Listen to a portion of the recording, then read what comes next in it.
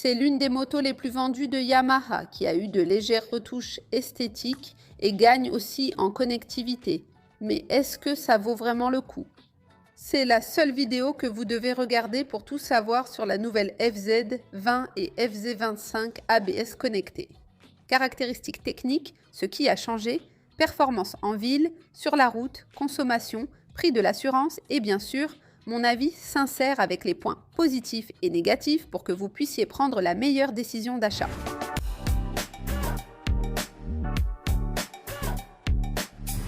Je suis Amanda Pagliari et voici la chaîne moto la plus charmante du Brésil qui propose aussi les meilleurs contenus sur deux roues 6. Alors, n'oubliez pas d'appuyer sur le bouton like et de vous abonner à la chaîne pour ne rater aucune vidéo.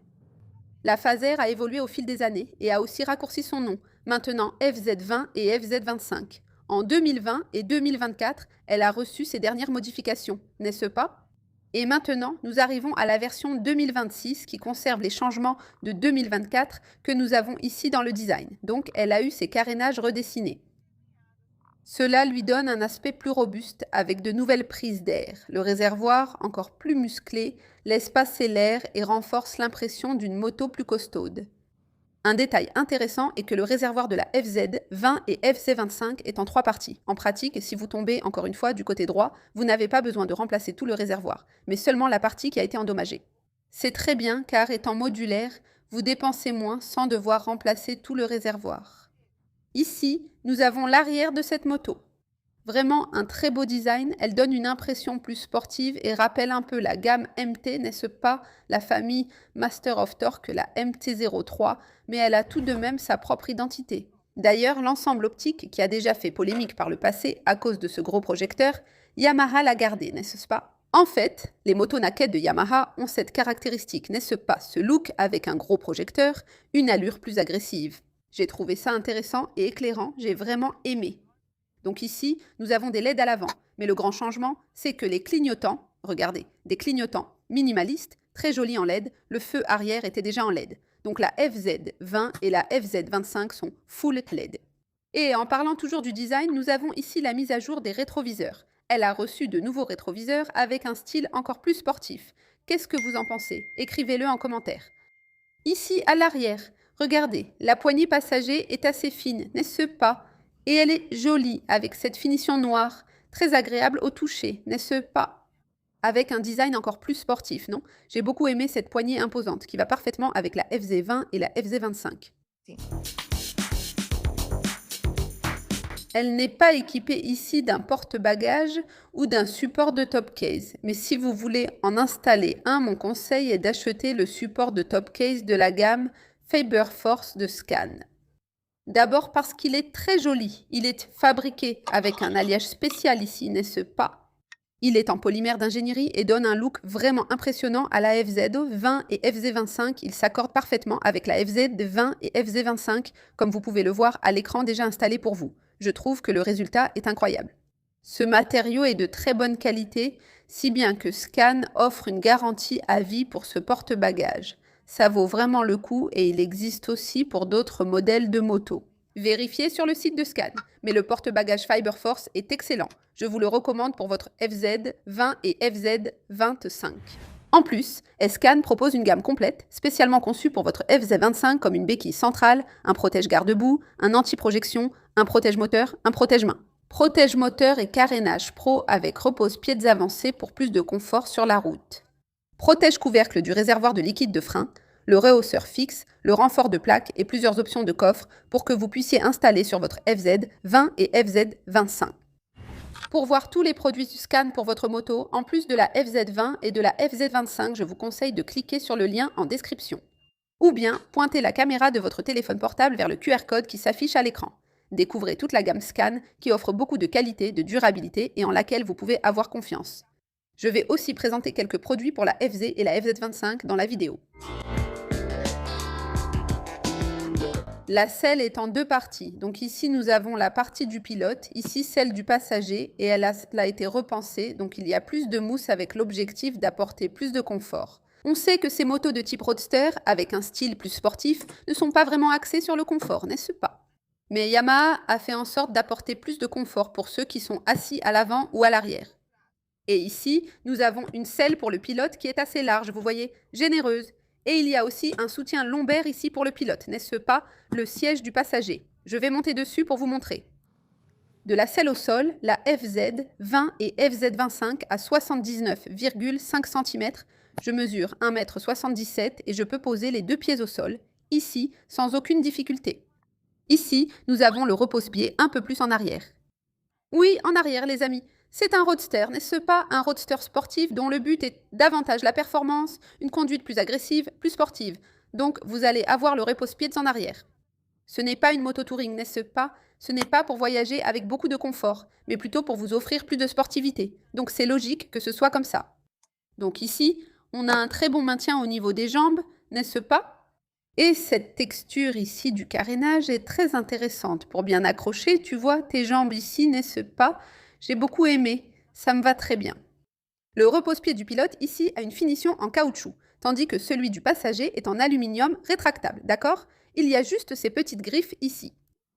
Pour offrir plus d'adhérence, mais ici, on a de l'aluminium sans finition en caoutchouc, seulement pour le pilote. Et alors, regarde, pour moi la moto me va très bien, d'accord? Et ici au guidon, elle est aussi très facile à piloter. C'est une moto légère et compacte. Au total, elle pèse 150 et 1 kg.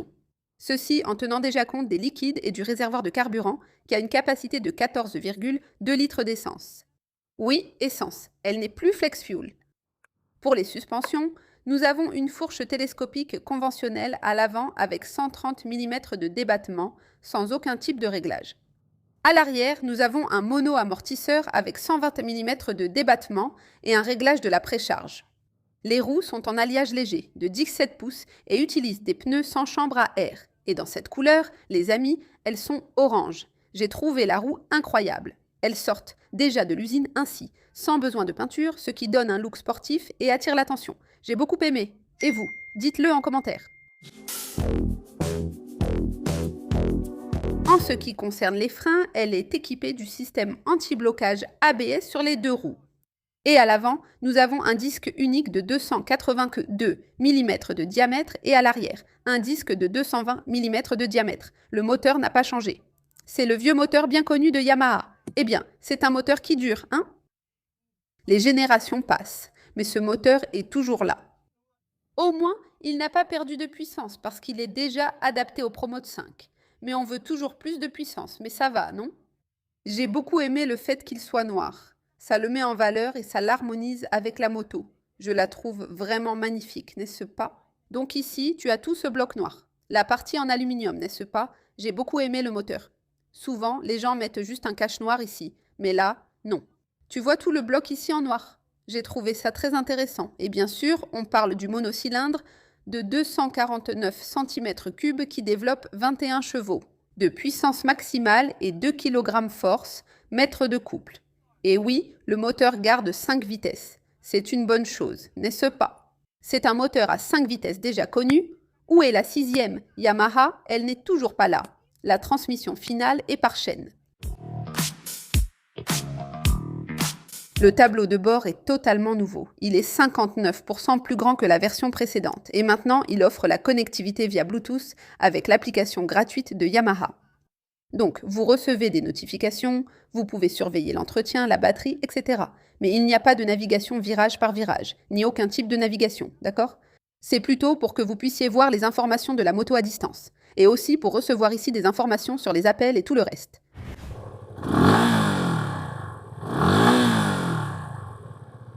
Et ici, au centre, nous avons le compteur de vitesse, le contour rond ici. En haut, nous avons l'odomètre. Les modifications se font directement ici sur le tableau de bord. D'accord? Vous changez ici entre le compteur journalier 1 et le compteur journalier 2 informations de service à propos de l'huile, n'est-ce pas? Et ici, vous avez les kilomètres par litre. Ici, la moyenne de kilomètres par litre, d'accord? L'horloge et l'odomètre total. Ici, sur la droite, nous avons la jauge de carburant. Et regardez, laissez-moi rallumer ici pour vous, regardez. À gauche du tableau de bord figurent les infos de connectivité avec votre téléphone portable. Quand quelqu'un passe un appel, regardez, le symbole du téléphone apparaît ici. À l'extérieur, les voyants lumineux signalent si vous mettez le clignotant à droite ou à gauche, ou activer les feux de route, l'indicateur s'affiche aussi ici. L'indicateur ABS est le point mort. Et nous n'avons pas d'indicateur de rapport engagé. Ici, sur le guidon, bien au centre, il y a la prise. Oui, 12 volts, d'accord? Mais il vous faut un adaptateur. Le levier de frein n'a pas de réglage d'amplitude. Et ici, sur les commutateurs du côté droit, nous avons le bouton coupe-circuit du moteur. Et le bouton de démarrage. Le levier d'embrayage non plus n'a aucun type de réglage. Et ici, du côté gauche, nous avons, juste en dessous, le klaxon, le clignotant à gauche, à droite. Le bouton pour les feux de route, d'accord? Et les feux de croisement, ici, le bouton pour les feux de position. Et ici derrière, appel de phare.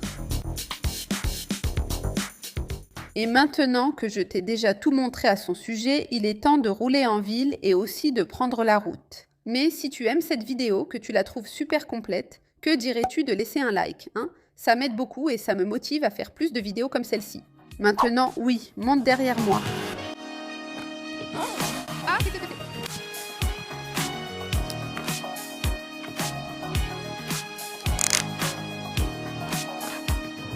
Ne l'active pas.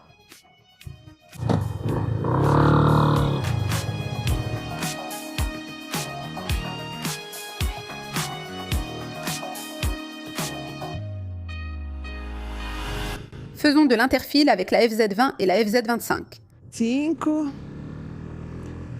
Oui, malheureusement, le rétroviseur complique un peu les choses.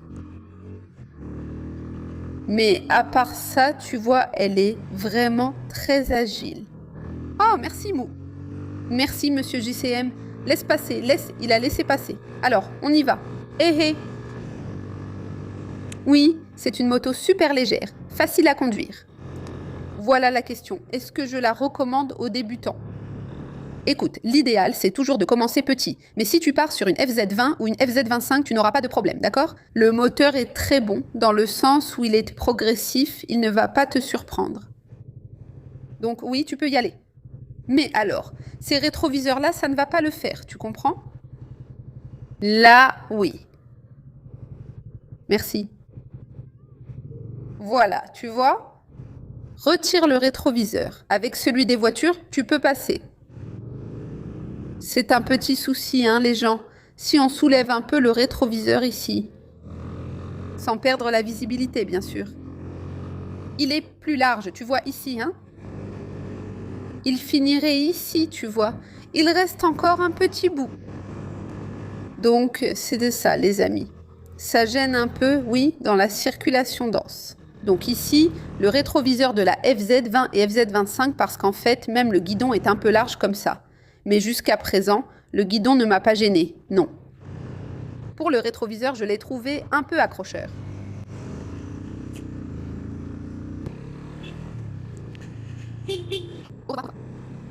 Sa maniabilité est très bonne, donc tu peux facilement manœuvrer entre les voitures. Le principal, vraiment, c'est le rétroviseur. À part le rétroviseur qui fait sa largeur, quoi.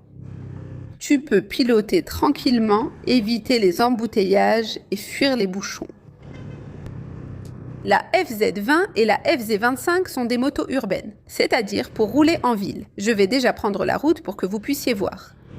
Mais c'est une moto faite pour rouler au milieu des voitures, n'est-ce pas? Pour éviter les embouteillages.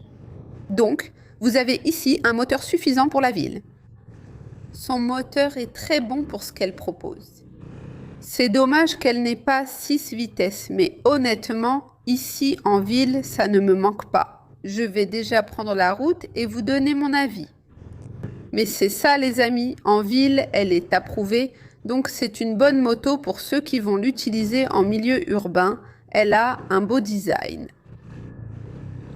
Elle attire l'attention partout. Et dans cette couleur ici, gris avec orange, je trouve qu'elle est vraiment stylée. Oui, en ville, c'est ça. Ça évite les nids de poules. Parce qu'elle n'a pas de suspension, mon Dieu, pour que tu puisses pas passer dans les trous, n'est-ce pas? Tu finis par sentir un peu. On n'y peut rien. C'est une moto naked. Mais c'est ça, les amis. Assez de rouler ici dans la circulation chargée. Prenons la route avec la FZ20 et la FZ25. C'est l'heure de la vitesse. Allons-y. Je ne connais même pas ma vitesse, les amis. Je vais être en 5e, n'est-ce pas? Voyons si c'est la vitesse fantôme. Ah, j'étais bien en 5e. Oui, ça monte un peu, non? Il faut essayer la vitesse max dans la montée, non? Mais allons-y, allons-y. La maniabilité de cette moto est vraiment bonne pour prendre les virages. Alors l'endurance. L'endurance, c'est ça, non? 112 ici dans la montée en accélérant à fond. Maintenant, ça y est, hein? Merci. 133, 134, 135, 130. Valeur, 133, 133. 134, 135. 136, c'est pas cool cette petite montée. 137. C'est ça, c'est ça. Bon, comme vous l'avez vu, sa vitesse de pointe n'a pas dépassé 130 et 137. Ça, c'est sur le tableau de bord, d'accord? Ce n'est pas la vitesse réelle. Oui, mais il faut voir, n'est-ce pas? Ça dépend, oui, si c'est en descente, avec le vent dans le dos, du poids du pilote, n'est-ce pas? Tout cela finit par influencer. N'attendez pas de grande vitesse de pointe. Le problème, c'est qu'elle n'a que 5 vitesses, non? Donc, sur la route, elle finit par mouliner un peu. En ce qui concerne les vibrations, le moteur monocylindre va forcément vibrer, il n'y a pas de solution. Et là, je ressens un peu de vibration ici dans mes poignets, surtout dans le gauche. Oui, mais c'est parce que je pousse le moteur à fond ici, non? 130, 134, regarde encore. J'essaie, j'accélère à fond ici. Tu sens le moteur hurler, regarde. Je ne sais pas si ça va jusqu'à 130 ou 138. Mais c'est ça, c'est le moteur qu'il y a, ne t'attends pas à des vitesses de pointe incroyables. Hein? C'est une moto qui est stable, donc quand tu passes sur l'autoroute à côté des camions et tout ça, tu ne la sens pas vaciller. Même sur l'asphalte irrégulier qu'on a, hein?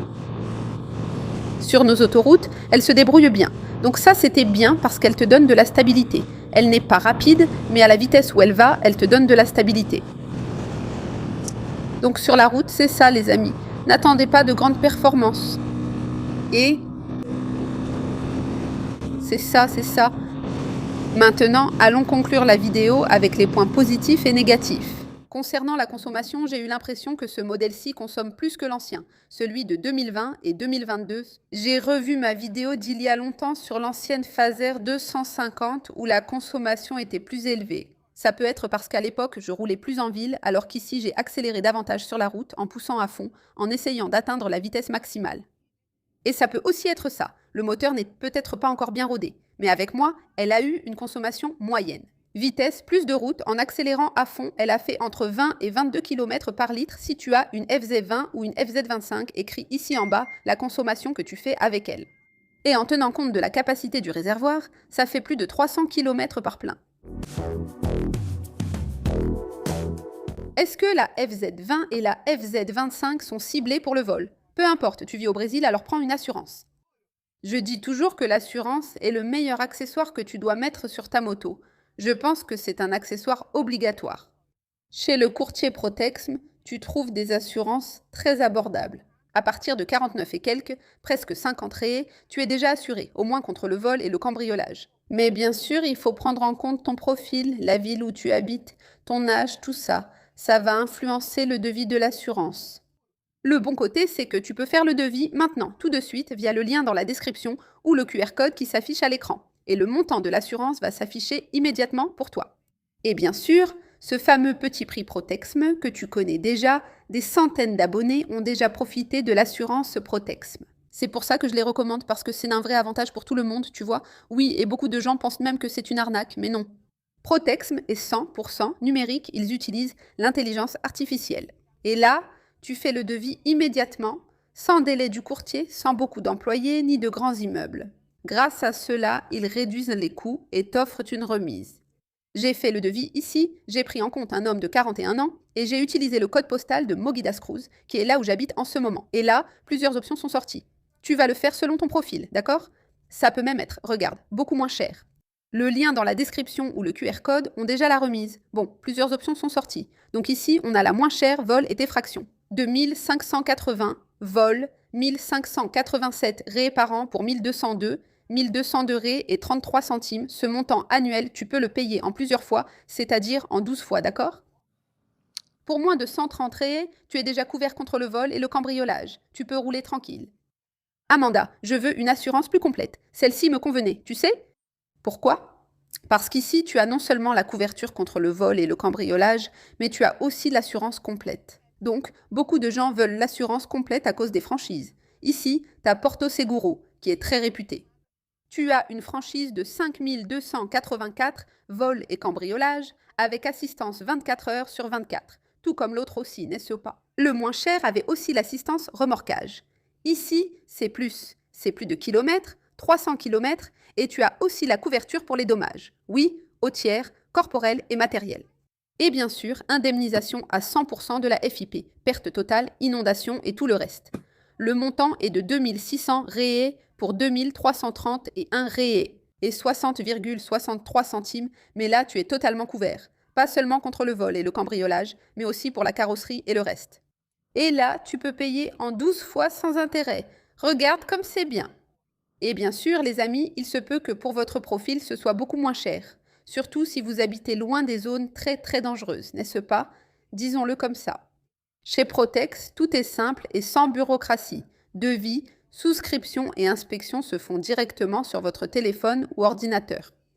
Cliquez sur le lien dans la description ou le QR code à l'écran. Faites votre assurance facilement avec Protex. Cliquez, faites le devis, signez et roulez tranquille.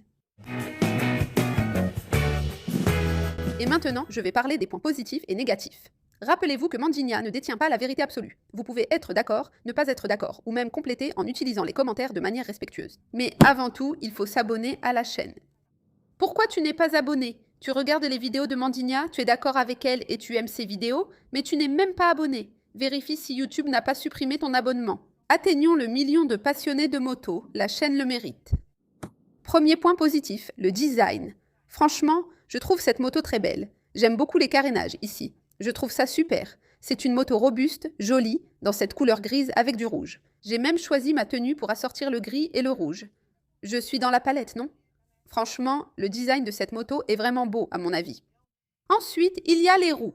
Toutes les finitions ici sont foncées. Même le petit pot d'échappement est bien fini, j'aime bien. Le petit pot est tout foncé avec le petit cache ici. C'est ce qu'on a, n'est-ce pas? Parce que pour les émissions de polluants, il faut un catalyseur, n'est-ce pas? Oui, la petite marmite. Il faut un embout ici qui fait la taille. Pour retenir les gaz, non? Je trouve que Yamaha a bien travaillé le design de cette moto. Point positif. Autre avantage, le réservoir modulaire permet d'économiser en cas de chute, ce qui peut arriver. Autre point positif, elle est désormais entièrement à LED.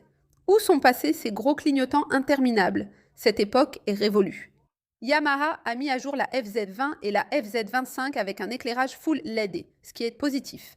Elle n'a toujours pas de feu de détresse, mais cela pourrait arriver plus tard. Je ne le considère pas comme un point négatif, car les clignotants et d'autres éléments ont été améliorés. Cependant, il manque encore quelque chose. La partie cycle est un point positif pour rouler en ville. On dirait vraiment un petit vélo. D'accord, pour ce qui est des rétroviseurs. Peut-être qu'ils offrent une visibilité un peu limitée, mais on s'y habitue. Mais, de manière générale, la moto est très bonne. La partie cycle est parfaite. Un autre point positif, c'est l'agilité. Pour celles qui veulent une moto urbaine économique, stylée et pratique contre les embouteillages, la FZ20 et la FZ25 sont de bons choix. Point positif. Oui, elle convient aux débutantes. L'idéal est de commencer avec la FZ et FZ15. Une vidéo est disponible sur la chaîne, lien en description. Mais tu peux aussi commencer avec une FZ20 ou une FZ25 si tu veux déjà prendre la route et tout ça, sans forcément commencer tout en bas, parce que cette moto va t'aider. Donc oui, elle est adaptée aux débutantes. Et un autre point positif, c'est l'économie. Bon, selon mes calculs ici, la consommation a diminué, d'accord? En prenant en compte l'ancienne FZ20 et FZ25, mais de façon générale, elle reste encore économique. Est-ce que j'ai roulé en tirant dessus? Dis-moi quelle consommation tu fais avec elle pour que les gens voient si elle est économique. J'insiste car ce moteur Yamaha est généralement économique. La connectivité est un autre point positif. D'accord, il n'y a pas de navigation virage par virage. C'est une connectivité ici plus rudimentaire, n'est-ce pas? Mais c'est déjà quelque chose, donc c'est certainement un point positif. Une autre bonne chose à propos de cette moto, c'est le moteur, n'est-ce pas? Donc, vous avez un moteur robuste et fiable. Beaucoup diraient même que c'est un moteur fatigué, n'est-ce pas? Peut-être que Yamaha devrait proposer un projet plus moderne. Mais on ne change pas une équipe qui gagne, n'est-ce pas? Je ne sais pas. Écris-moi ce que tu en penses. La seule certitude que j'ai, c'est que ce moteur est fiable et durable, car il fonctionne depuis des siècles sur le marché brésilien et on peut lui faire confiance. Donc beaucoup de gens ont cette peur, n'est-ce pas, d'acheter une moto qui ne soit pas durable, même pour la revente, tu vois. Donc je pense que oui, c'est un moteur durable, donc c'est un point positif. Un autre point positif, c'est la selle. Ce type de moto n'a généralement pas une selle super confortable. Ce n'est pas la plus confortable du monde pour le touring, mais j'ai trouvé que ça allait. Je donne un point positif car la situation s'est améliorée pour le passager. Ce n'est pas la meilleure moto pour cela, mais la mousse est mieux, donc point positif. Et le dernier point positif, c'est qu'elle offre 4 ans de garantie et des révisions à prix fixe, comme vous le voyez à l'écran. Donc ce qui est bien, c'est qu'avant même d'acheter, vous savez déjà combien vous allez dépenser pour les révisions. Et maintenant, je vais parler des points négatifs et nous avons ici le classique point négatif de cette moto qui est l'absence de la 6e vitesse. Où est la 6e vitesse de Yamaha, s'il vous plaît? En ville, honnêtement, on ne le ressent pas beaucoup. Tu ne dépasses pas la 5e ou 6e vitesse, non? 5e, c'est plutôt de la 4e vers le bas. Mais sur la route, ce moteur qui hurle, qui force, ça transmet vraiment un peu de vibration, comme ça. Mais s'il y avait une 6e vitesse, ça apporterait plus de confort lors des voyages. D'accord? Donc, j'ai trouvé qu'il manquait vraiment quelque chose. Et une autre chose qui manque encore dans l'univers des vitesses, c'est l'indicateur de rapport engagé. Moi, j'aime bien, j'aime bien. Alors, Amandine, mais ça, c'est seulement pour les débutants? Pas forcément, tu fais une stratégie. Parfois, tu es là, ça m'est déjà arrivé d'être sur une vitesse, là sur la route, de regarder, et c'était la 5e, alors. Ah, je vais passer la suivante, parce que le moteur était tellement doux, tu vois? Pas avec la FZ20 et la FZ25, mais avec une autre moto, je me suis dit, waouh, je suis en 5e. Parfois, tu penses à autre chose, tu ne regardes pas toujours la vitesse. Pour élaborer une stratégie de consommation et comprendre la moto, certains regardent dans le compte-tours, moi je préfère observer la vitesse. Même la petite FZ15 là, mais pas la FZ20 ni la FZ25 pourtant plus grande. Ça manque selon moi. Un autre point négatif, c'est qu'elle a perdu le flex. C'est vrai que la différence de prix entre l'éthanol et l'essence n'est pas si grande que ça. Je pense qu'aujourd'hui, l'essence devient plus de l'éthanol que de l'essence proprement dite, mais je pense que c'est toujours bien d'avoir une option, n'est-ce pas? Il y avait le système BlueFlex de Yamaha, très bon, tu pouvais faire le plein comme tu voulais, mais ils l'ont supprimé. Pour moi, c'est une régression et un point négatif. Un autre point négatif concerne la caractéristique de la moto que je dois signaler. Donc les personnes grandes, comme moi, vont se fatiguer un peu à cause du repose-pied qui est reculé. Donc, si vous cherchez une moto plutôt pour voyager, peut-être qu'un autre style, comme une Lander, une autre moto un peu plus touring, serait une meilleure option pour vous. Alors, vérifiez la question du confort pour les longs trajets. Mais en ville, en général, cela ne cause pas trop d'inconfort. Et une prise ici. Et c'est bien, on aime ça, mais franchement, Madame Yamaha, ça aurait coûté quoi de mettre une petite prise USB, USB-C? Je ne sais même pas si c'est USB-C, ça peut être USB. Pourquoi? Franchement, si vous avez mis un adaptateur, il faut même le dire, hein? Il vaut mieux ne rien mettre, non? Pourquoi? Si vous mettez un adaptateur, l'adaptateur dépasse du petit capuchon, donc soit vous devez transporter le truc dans votre poche et vous allez le perdre, soit si vous le laissez ici directement, le capuchon ne va pas se fermer à 100% et qu'est-ce qui va se passer? L'eau va rentrer. Pas de bricolage possible, sinon il faut le laisser sous le siège, ce qui est compliqué. Sinon, on ne met rien, la personne va là-bas, achète ou ne prend pas, car il faut marcher. Qui se promène avec le chargeur ou avec l'adaptateur, hein? Personne ne se promène avec ça. Le petit câble, vous l'enroulez ici, mais si on l'emprunte, l'adaptateur est encombrant. On ne peut même pas fermer le couvercle pour le laisser sur la moto. Je trouve ça inutile. Donc, au final, c'est un point négatif, malheureusement. Et toi, tu as plus de points positifs ou négatifs sur la FZ20 et la FZ25. Regarde ici en bas.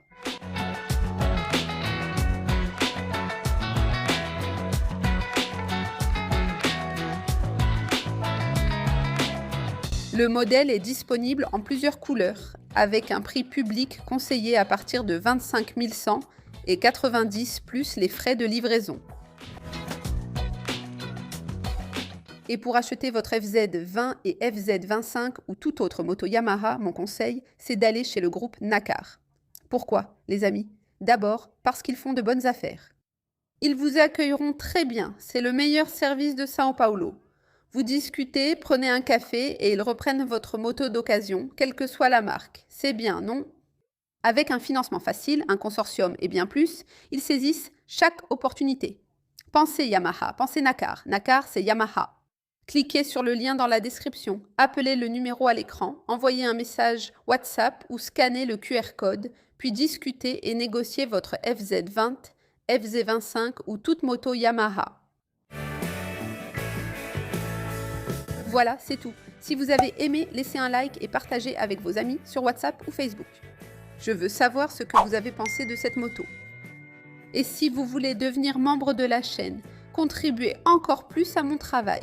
Pour avoir aussi des avantages exclusifs, comme un accès exclusif aux vidéos, du contenu en avant-première, des cadeaux et bien plus encore. En plus d'aider Mandinia, il suffit de devenir membre. Il y a aussi le WhatsApp de Mandinia, hein? L'accès est réservé aux membres VIP, le lien pour rejoindre la chaîne est dans la description. Si vous avez des soucis financiers et ne pouvez pas contribuer, abonnez-vous au moins à la chaîne, c'est gratuit. Cliquez maintenant sur le bouton ci-dessous, abonnez-vous à la chaîne. Ici en haut, j'ai laissé une vidéo très sympa pour vous. Ici en bas, j'en ai laissé une autre dont je suis sûre que vous allez aimer. À la prochaine. Gros bisous.